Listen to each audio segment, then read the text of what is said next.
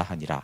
그가 그의 꿈을 아버지와 형들에게 말하매 아버지가 그를 꾸짖고 그에게 이르되 내가 꾼 꿈은 무엇이냐? 나와 내 어머니와 내 형들이 참으로 가서 땅에 엎드려 내게 절하겠느냐? 그의 형들은 시기하되 그의 아버지는 그 말을 간직해 두었더라. 아멘. 네, 하나님의 주권적 섭리와 인간의 자율적 삶이라는 제목으로 함께 말씀을 나누도록 하겠습니다. 매일 성경 앞에 창세기 어떻게 묵상할 것인가를 보면은 그 짧은 글인데 잘 나와 있습니다. 거기에 하나님의 주권적 섭리라는 단어와 인간의 자율적 삶이라는 단어가 나옵니다. 이제 요셉 이야기에 대한 말씀이 이제 9월인데요. 이제 핵심이 뭐냐, 이제 교훈이 뭐냐라고 했을 때 하나님의 주권적인 섭리가 이제 주제와 핵심이라는 거예요. 요셉이 이렇게 했구나. 그런 것들이 아니라 하나님의 주권적인 섭리가 어떻게 나타나는가 하는 거죠. 그것은 아브라함과 이삭과 야곱과 요셉이 모두 똑같은데 뭐 개인의 흥망성사나 뭐 가정의 불화나 또 화목 이런 것들이 중심이 아니라 하나님이 야곱의 가정을 어떻게 이끄시고 또 자연과 역사를 어떻게 주관하셔서 하나님의 섭리가 어떻게 이루어지는가를 주목해야 합니다. 하나님의 섭리는 야곱 가족의 극악한 범죄와 어리석은 실수까지도 하나님의 목적을 위해서 사용하십니다.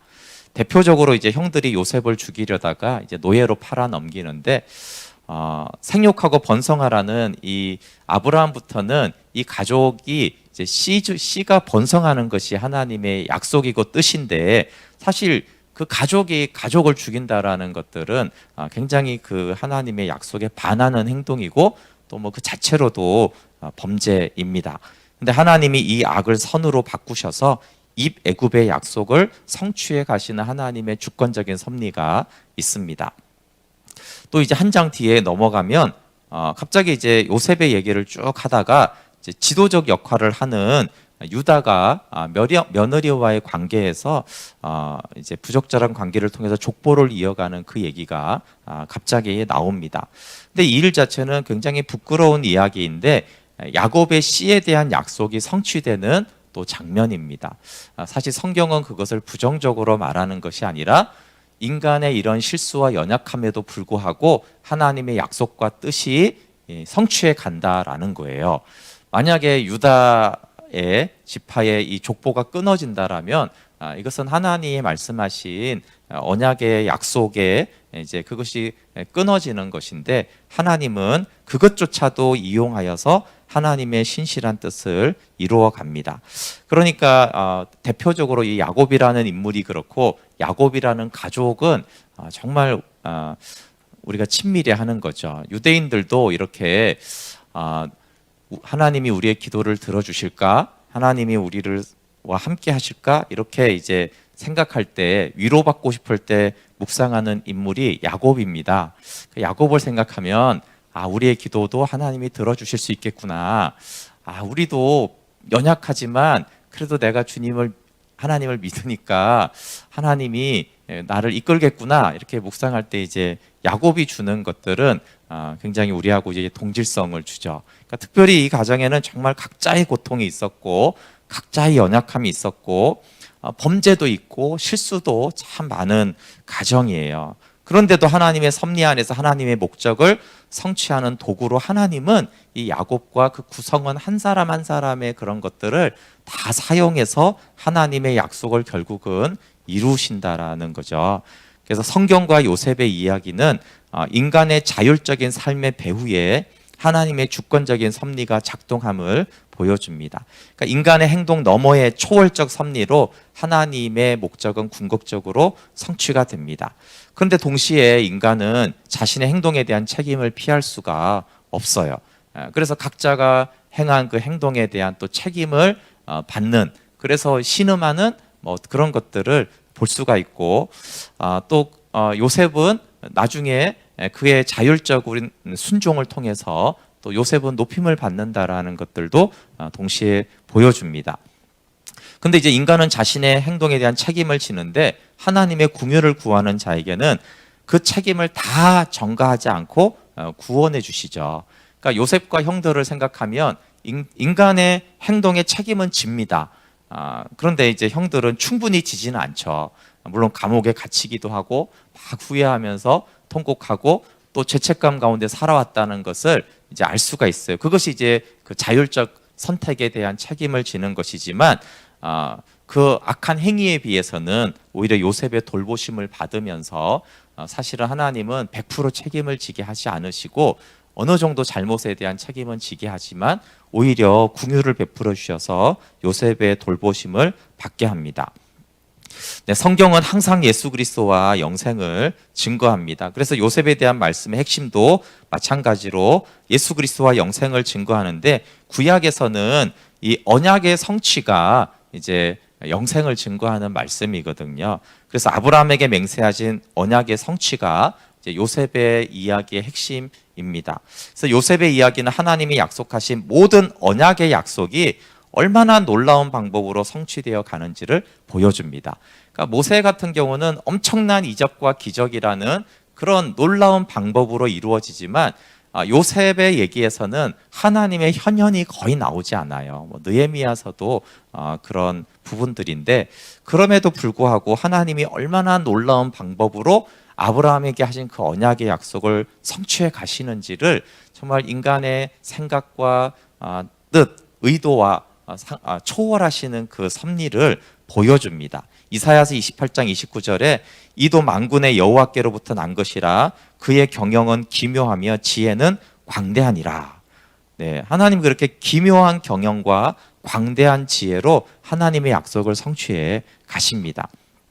주권적으로 섭리하시는 하나님을 믿는 것과 약속의 성취는 우리의 믿음에 굉장한 안정감을 주는 거예요. 하나님이 주권적으로 섭리하시는구나. 그래서 그분의 약속과 뜻을 반드시 성취하는구나라는 믿음은 우리에게 안정감을 주죠. 그러나 신실했던 요셉과 범죄했던 형들에 대한 평가와 삶이 다르다는 것 또한 기억을 해야 됩니다. 그러니까 하나님의 주권적인 섭리를 이루어 가시는데 우리는 그 약속의 성취에 쓰임 받는 요셉의 길을 가기를 이제 하나님은 기뻐하는 것이죠. 오늘 본문은 평범한 단 한 사람의 부르심으로 시작이 됩니다. 창세기 12장에부터가 평범한 아브라함을 부르죠. 여러분 아브라함이 데라의 가정이고 데라가 우상을 만드는 일을 했다고 해서 우리는 우상을 만드는 집의 자식이야 그러는데 고대 시대 때 그런 일은 그렇게 특별한 일이 아닙니다. 성경이 강조하는 것은 아브라함이 대단했다는 것도 아니고 아브라함은 특별하게 못났다는 얘기를 하는 것이 아니라 그냥 한 아브라함이 평범하게 그 동네에서 살고 있었어요. 평범했던 그 아브라함을 부르셔서 이제 그 부르심을 받고 믿음의 여정을 걸어가는 것들을 이제 성경이 보여주는 것이죠. 근데 놀랍게도 한 사람을 불러서 모든 족속이 복을 받을 것이라는, 근데 이 사람의 평범함에 비하면 아니 어떻게 이 사람 때문에 모든 족속이 복을 받을 수 있지? 라고 하는 그렇게 부르셨죠. 근데 오늘 본문도 사실 평범한 요셉을 보여주면서 이 요셉이 입애굽과 애굽과 가족과 주변의 모든 나라를 이제 먹여 살리는 일을 하는데 등장은 매우 평범합니다. 우리가 굳이 야곱의 가정을 정말 이런 엮이는 가정이 있나 꼭 굳이 그렇게 볼 필요도 없고요. 참 믿음의 가정이라 대단하다 그렇게 볼 필요도 없습니다. 고대 시대 때 사실은 이런 일들, 이런 가정의 구조가 그렇게 이상한 구조가 아니었기 때문이죠. 야곱의 가정에서 편애와 시기를 받으며 자라난 소년으로 요셉은 등장을 합니다. 결과적으로는 위대한 믿음의 사람이고 입애굽의 주역이고 애굽의 총리가 되는 요셉이지만 등장은 평범한 소년으로 나옵니다. 왜냐하면 편애를 받았어요. 근데 그 이유가 노년에 낳은 아들이어서 그렇게 사랑스러웠대요. 사실 이제 보통 사람들의 심리잖아요. 그래서 너무나 이쁘니까 채색 옷을 입혀주는 아버지, 그리고 자신을 이제 잘해주니까 아버지, 이제 그거 좀 꺼주실래요? 아버지를 또 좋아했던 그런 요셉인 것을 알 수가 있죠. 그리고 이제 뭐 형들의 잘못을 이렇게 일렀다라는 말을 고자질쟁이 이렇게도 볼 수가 있어요. 근데 사실은 아버지가 워낙 잘해주는데 아버지가 형들이 어떻게 하는지 궁금할 거 아니에요. 사실 오늘도 뒤에 보면 야 요셉아 너 세겜에 가서 형들이 어떻게 지내는가 좀 보고 와라. 사실 아버지는 이제 나이가 들어서 늘 궁금한 거예요. 어떻게 목축을 하는지 잘 지내는지 뭐 양들은 잘 크는지 그래요. 그러니까 궁금하니까 사실은 요셉이 사랑을 해주는 그 아버지에게 아버지의 궁금증을 풀어주는 거죠. 근데 그 궁금증 중에는 이제 형들이 잘못한 것도 당연히 포함되어 있겠죠. 그래서 사실 이것도 뭐 고자질생이 꼭 이렇게 보는 것이 아니라 그냥 자기가 아는 거, 아버지가 궁금한 거, 그러니까 이게 다 말을 해주는 그런 그냥 편애를 받고 그냥 아버지에게 또 이제 순종도 잘하는 것을 보면은 그냥 아버지가 이제 즐거운 것을 요셉이 좋아하니까 그러니까 순종도 하고 아버지가 궁금한 거 말해주고 그냥 이런 평범한 아버지와 자녀의 관계라고 볼 수 있어요. 그러니까 사랑을 많이 받아 또 이 17세의 소녀는 좀 철이 없습니다. 자기가 꾼 꿈을 말하면 미움을 받는다는 것을 분별하지 못하고 두 번이나 말하는 것도 뭐 청소년으로서 충분히 할 수 있는 그런 이야기죠. 이 요셉을 보면은 이제 좀 철없으면서도 순수하다 약간 이런 두 가지를 느낄 수 있는데요. 요셉은 자기가 미움을 받고 있다는 사실을 인식하지 못하고 참 철없기도 하고 순수한 17세 소년이었습니다. 형들은 아버지의 편애로 요셉을 미워하여 편하게 말할 수 없었다라고 성경이 말해요. 표준 세번역은 형들은 아버지가 그를 자기들보다 더 사랑하는 것을 보고서 요셉을 미워하며 그에게 말 한마디도 다정스럽게 하는 법이 없었다. 자 보세요. 미워해요. 그래서 말투가 다정하게 말을 하지가 않아요. 아니면 개역개정에는 편하게 말하지 않았다고 그랬어요. 때론 보통 상대방이 미워하면서 편하게 말을 안 하거나 다정하게 말을 안 하면 그런 상대방은 어때요? 같이 편하게 말을 안 하거나 같이 다정하게 말을 안 합니다. 사실은 이제 별로 말을 안 하죠. 그런 관계가 되어지면. 근데 요셉이 눈치가 없어요. 센스가 없다는 것을 알 수 있는데 왜 그러냐면 요셉이 형들에게 자기의 꿈을 말해주는데 이게 센스가 있고 다정하지도 않고 막 이렇게 투덜거리고 나를 미워하고 그런 형들에게 굳이 꿈 얘기를 뭐하러 하겠어요. 그것도 그냥 꿈도 아니라 딱 내용을 보면은 욕먹을 꿈이 뻔하거든요. 안 그래도 미움받고 안 그래도 뭐라고 이렇게 다정스럽게 말하지 않은 형들에게 이 꿈 얘기했으면 얻어먹을 것은 욕밖에 없다라는 것을 센스가 있었으면 금방 알아차렸을 텐데 그걸 이제 몰라가지고 두 번이나 이렇게 말을 합니다. 그러니까 이제 좀 철없다 이렇게 볼 수도 있고 아니면 좀 순수하다 그래서 때묻지 않아가지고 인간의 막 이런 시기와 그런 미움과 막 뒤에서 하는 이런 것들을 이제 잘 몰라서 이렇게 하는 걸 수도 있어요. 근데 어쨌거나 자기 꿈 얘기를 들어달라고 하면서 적극적으로 듣기 싫은 꿈 얘기를 형들한테 해줍니다. 우리 6절부터 8절만 봐도요. 이렇게 요셉이 형들에게 말하였다. 내가 꾼 꿈 이야기를 한번 들어보세요. 이거는 평범한 형제 관계나 사이가 좋을 때나 내 꿈 좀 들어봐. 뭐 사이가 좋은 친구한테나 내 꿈 좀 들어볼래? 이러는 거예요. 근데 꼴 보기 싫은 사람이 와가지고 내 꿈 좀 들어볼래? 그거 아니죠. 저 사람이 나를 꼴 보기 싫어한다고 생각하면 내 꿈 좀 들어볼래? 그런 말을 보통은 안 하는데 요셉은 확 들어보라는 거예요. 근데 내용이 웃기죠. 물론 이제 하나님이 주신 꿈이지만 형들의 입장에서는 이제 웃긴 꿈이란 말이에요. 우리가 밭에서 곡식단을 묶고 있었어요. 그런데 갑자기 내가 묶은 단이 우뚝 일어서고 형들의 단이 나의 단을 둘러서서 절을 했어요. 그러니까 형들이 말하는 건 굉장히 당연하지. 안 그래도 꼴 보기 싫은 게 이렇게 말을 하니까 아니 내가 우리의 왕이라도 될성 싶으냐. 정말로 내가 우리를 다스릴 참이냐. 이러면서 형들은 그의 꿈과 그가 한 말 때문에 그를 더욱더 미워하였다. 이렇게 돼 있어요. 그러니까 첫 번째 꿈 얘기를 들은 형들은 공개적으로 건방지다 이렇게 불만을 표하고 미워했습니다. 그런데 이제 두 번째 꿈 이야기는 아예 가져가서 전사님, 네, 아예 두 번째 꿈 얘기는 하지 않았어야 될 것 같은데 이 얘기 다음에 또 철없이 두 번째 꿈 얘기를 합니다. 그러니까 착하기는 한데 이제 왕따 당하기 딱 좋은 요셉이죠. 근데 이런 위대한 애굽 총리가 되는 요셉의 청소년 시절은 이랬다는 것이죠. 그래서 우리가 좀 센스가 없고 부족해도 하나님 안에서 얼마든지 또 세워질 수 있구나라는 것도 알 수 있어요. 근데 두 번째 꿈 이야기는 아버지가 요셉을 꾸짖을 정도로 듣기 민망한 내용이었습니다.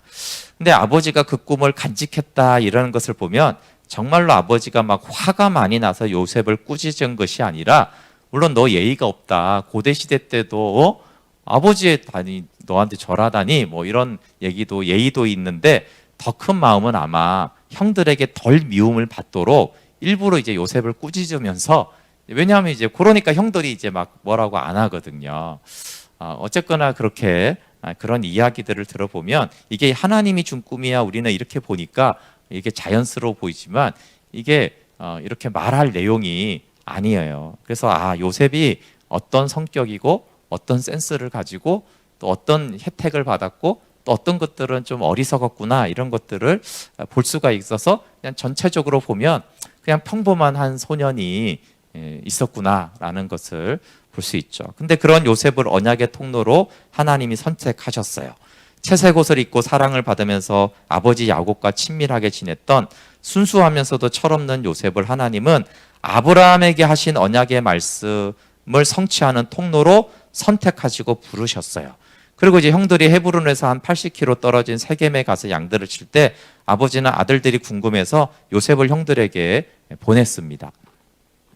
요셉은 기꺼이 순종해서 세겜으로 향했고, 형들이 세겜에서 도단으로 갔다는 말을 듣고 또다시 한 20km가 넘는 그 길을 가서 형들의 근황을 살피러 갔습니다.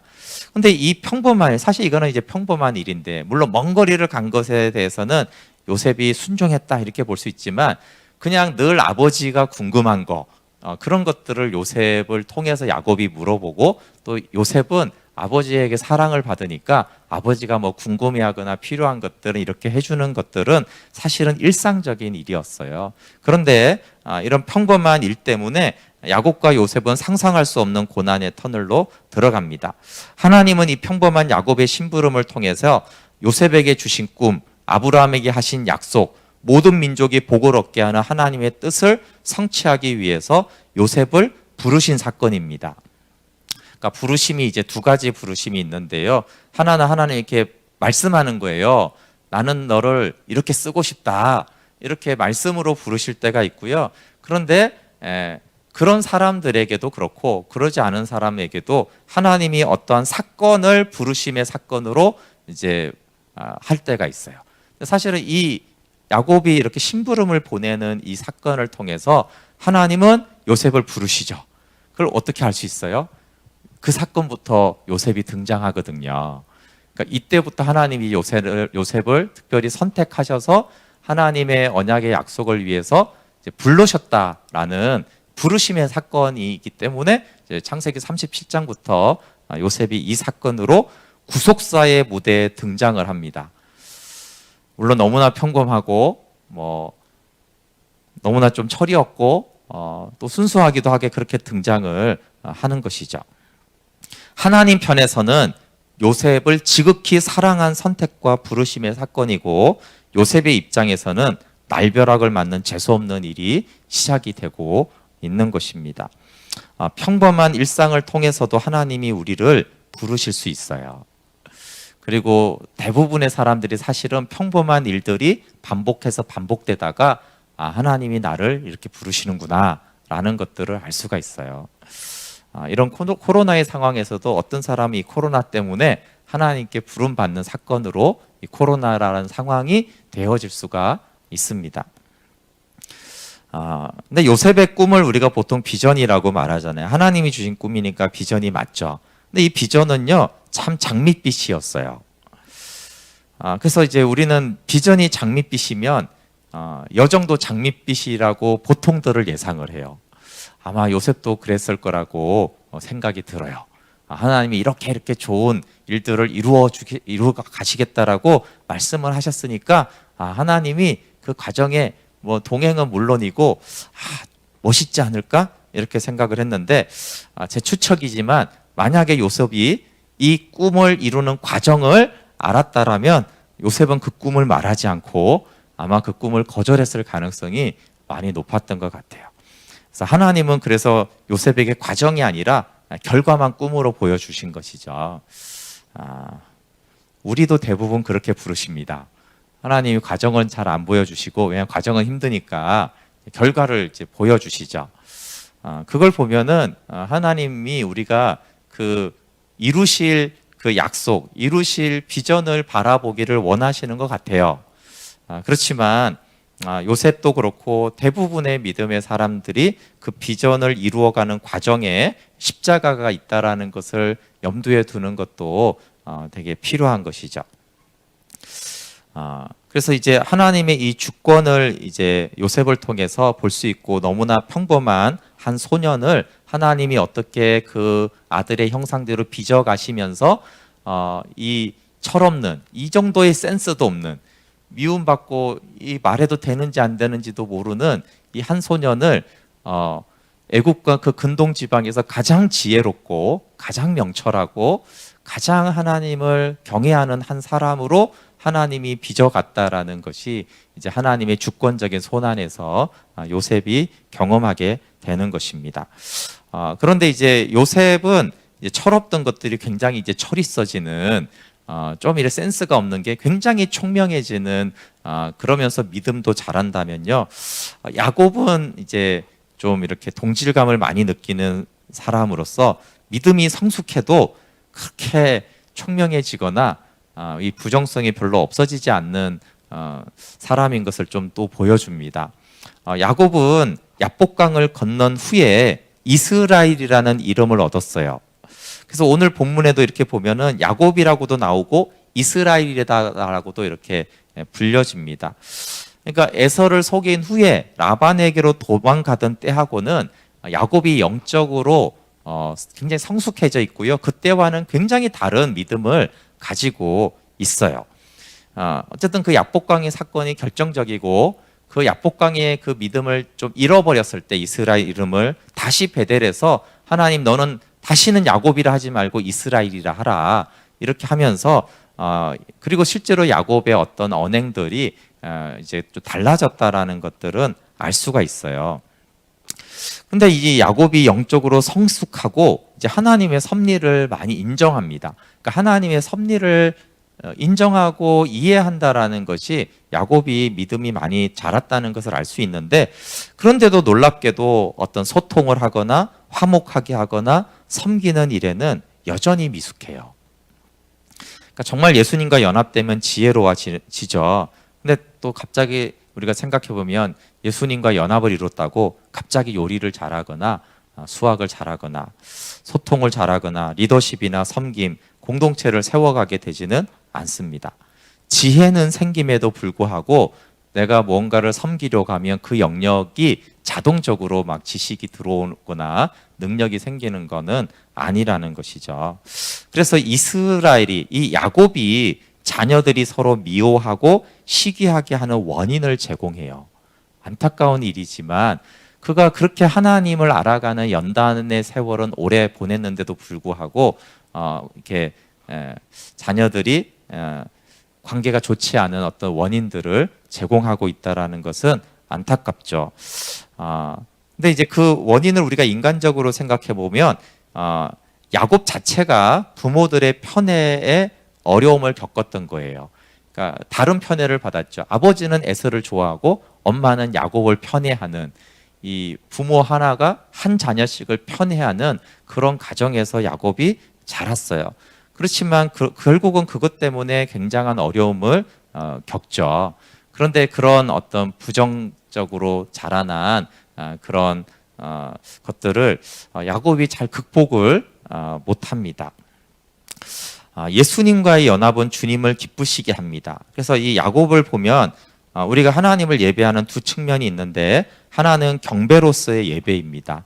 하나님을 하나님 되게 아는 경배로서의 예배가 굉장히 중요한데 또 하나는 섬김으로서의 예배가 있어요. 그러니까 하나님 사랑과 이웃 사랑으로 대비될 수 있는데 다른 사람을 어떻게 섬기고 화목하게 하는 직책을 잘 감당하는지 지혜롭게 어떻게 그렇게 하는지 그런 것들이 이제 섬김으로서의 예배인데 이 야곱은 경배로서의 예배는 어느 정도는 그래서 성숙해졌다라고 볼 수가 있어요. 그런데 하나님이 주신 지성과 감성으로 알게 하신 여러 가지 유익한 지식이나 지혜나 과학과 교육이나 소통을 겸손하게 배워서 사람을 유익하게 하는 부분에서는 여전히 미숙한 걸 알 수 있어요.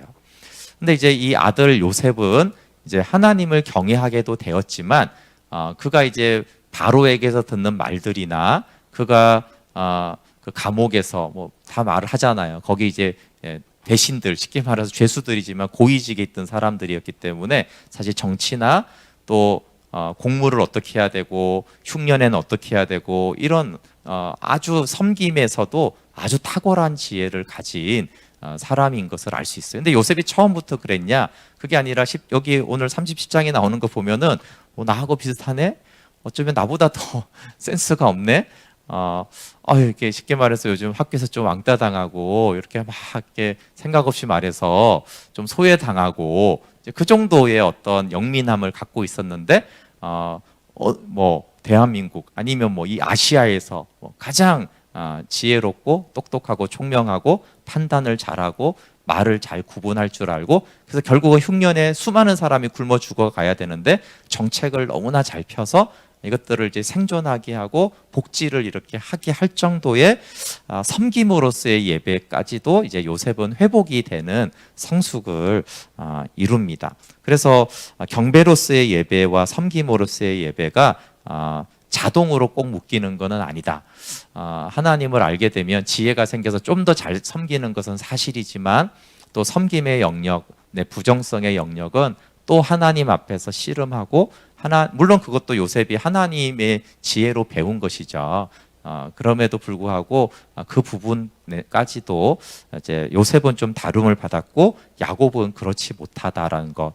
그래서 언약의 조상은 야곱이 맞는데 야곱의 일생에 좀 사람들을 좀 행복하게 해주거나 좀 화목하게 해주거나 이런 것들이 별로 없었고 아주 나이가 들어서도 그때도 어떤 행위적인 연합보다는 그냥 기도해주고 좀 영적으로 이렇게 예언해주고 축복해주고 이런 역할들을 야곱이 한다라는 것을 볼 수 있어요.